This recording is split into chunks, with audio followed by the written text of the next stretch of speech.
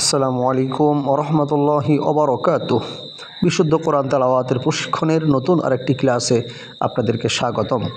আমরা ধারাবাহিকভাবে কোরআনুল কারীম এর ক্লাসগুলো ভেঙে ভেঙে শুদ্ধভাবে শেখানোর জন্য চেষ্টা করতেছি। আপনাদের জন্য অত্যন্ত পরিশ্রম করে ক্লাসগুলো উপহার দিচ্ছি।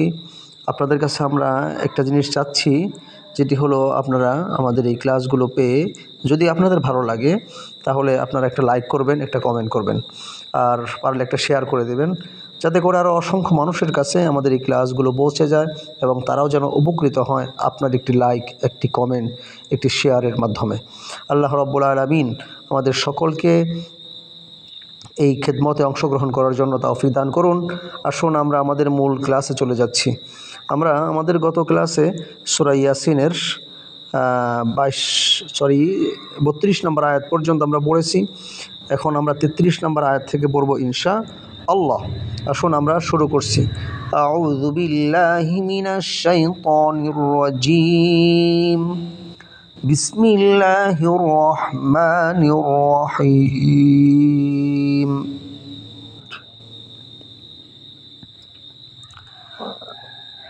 وآية لهم الأرض الميتة। আবারও পড়ছি, আমার সাথে পড়েন। وآية لهم الأرض الميتة।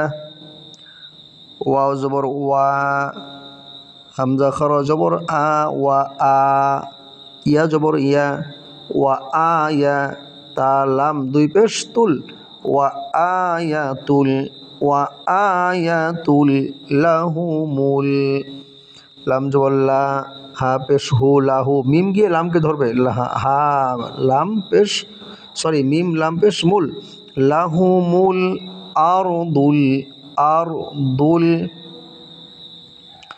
হামজা র জবর আর, দদ গিয়ে এই দদ গিয়ে এই লামকে ধরবে, দদ লাম পেশ দুল, আরদুল মাইতা, মিম ইয়া জবর মাই, ইয়া মিম ইয়া জবর মাই, তা জবর তা, তা দুই পেশ, তা পেশ তু, মাই তা তো ছিল, অক্ফ হওয়ার কারণে, থামার কারণে এখানে শেষের তাটা সাকিন হয়ে যাবে, তাহলে মাই তা।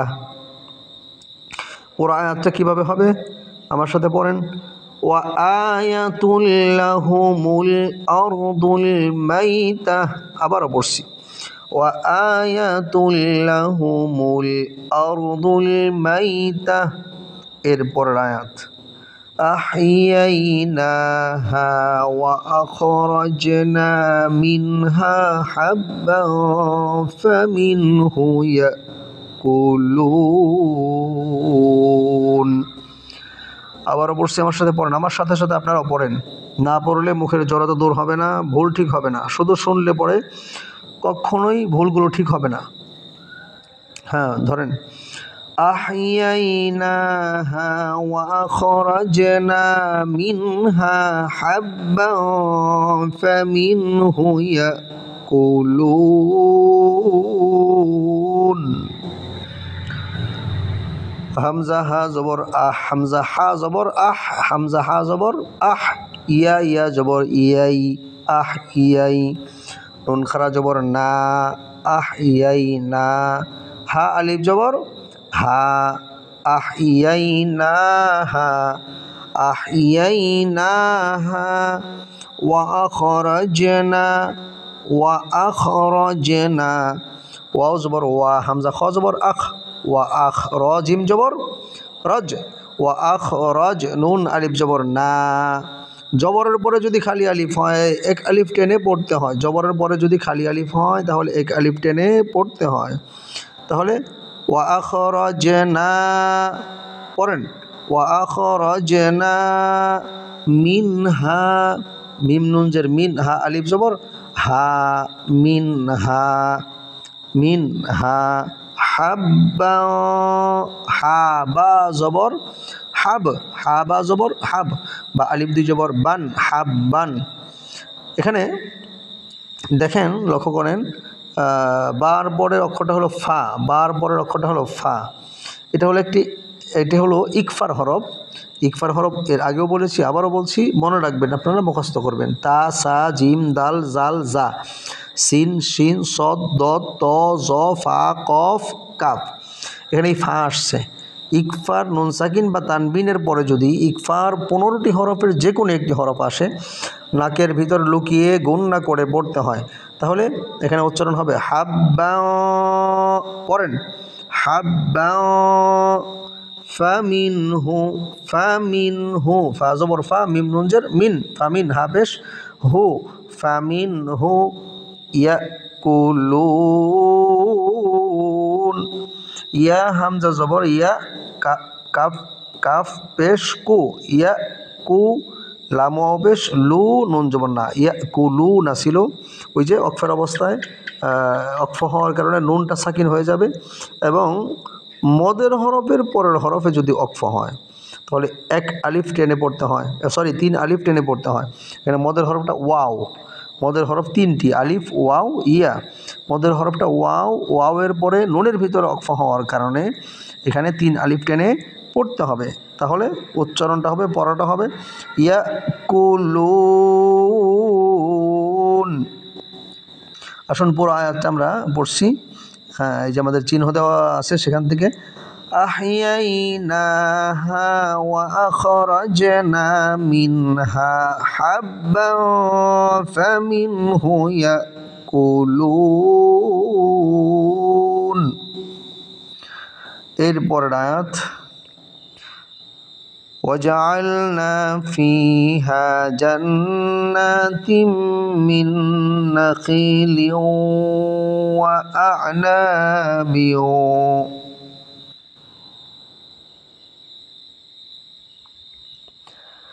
ওয়াও জবর ওয়া, জিম জবর জা, ওয়া জা, আইন লাম জবর আল, ওয়া জা আল, নুন আলিফ জবর না, এই যে জবরের পরে খালি আলিফ, আলিফ টেনে পড়তে হবে। ওয়া জা আল না ফিহা, ফিহা, ফায়াজের ফিহা, আলিফ জবর হা, যদি জবরের পরে খালি আলিফ হয় 1 আলিফ টান হয়, জেরের পরে যদি জজমালা ওয়াও ইয়া হয় 1 আলিফ টান হয়, পেশের পরে যদি জজমালা ওয়াও হয় তাহলে 1 আলিফ টান হয়। এখানে ফায়াজের ফি, জেরের পরে জজমালা ইয়া আসছে, হা আলিফ জবর হা, জবরের পরে খালি আলিফ আসছে, ফি, দুটোটা টান হবে। ফিহা ওয়াজআলনা ফিহা জান্নাতিম, জিম নুন জবর জান, হরকতের বামে নুনে বা মিমে যদি তাসদীদ হয়, এখানে জিমের উপরে হরকত, 1 জবর 1 জের 1 পেশকে হরকত বলে, তাহলে হরকতের বামে, হরকতের পরে নুনে অথবা মিমে যদি তাসদীদ হয়, গুণা করে পড়তে হয়, তখন এই নুনের উপরে তাসদীদ হওয়ার কারণে গুণা হবে জান্না, তা মিম 2 জের তিম, জান্নাতিম মিন নাখিলিও, মিম নুন জের মিন, নুন জবর না, মিন না, খয়াজের খি, না খি, লাম ওয়াও 2 জের লিও, মিন নাখিলিও ওয়া আ'নাবিও, ওয়াও জবর ওয়া, হামজা আইন জবর আ, ওয়া আ না, নুন আলিফ জবর না, ওয়া আ না, এই যে এই বাটা এই ওয়াওকে ধরবে, কারণ ওয়ার উপরে তাসদীদ আছে। বা ওয়াও 2 জের বিউ, পড়েন বা ওয়াও 2 জের বিউ, ওয়া আ না বিউ।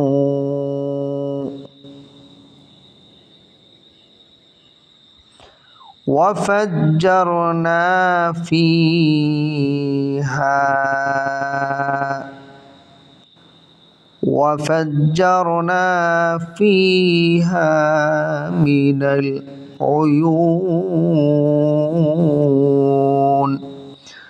واو جبر وا، ফাজ, ফাজিম জবর ফাজ, ওয়া ফাজ, জিম র জবর জার, অফাজ্জার, নুন আলিফ জবর না, ওয়াফাজ্জারনা ফিহা, ফায়াজের ফিহা আলিফ জবর হা, ফিহা, ওয়াফাজ্জারনা ফিহা মিনাল, মিম জের মি, নুন গিয়ে লামকে ধরবে, নুন লাম জবর নাল, মিনাল, এই যে এটা ভালো করে উচ্চারণ করেন, উয়ুন উয়ুন, আইন পেশ উ, ইয়া ওয়াও পেশ ইউ, ইউ, নুন জের নি, নুন অক্ফ করার কারণে সাকিন হয়ে গেছে এবং এখানে ওয়াও মদের হরফ, তারপরের হরফে অক্ফ হওয়ার কারণে 3 আলিফ টান হবে।